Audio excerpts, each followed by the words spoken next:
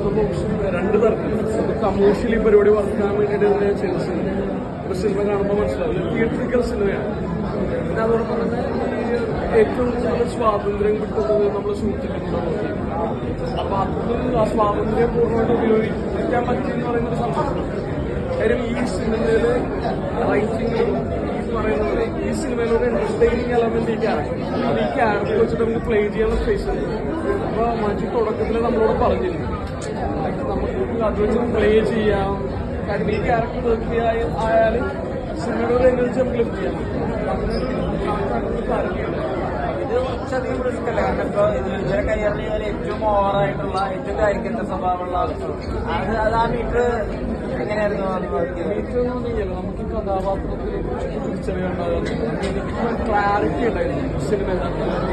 അപ്പൊ അതിനെ കുറിച്ച് കൂടുതൽ മനസ്സിലാക്കണമെന്നു പിന്നെ നമുക്ക്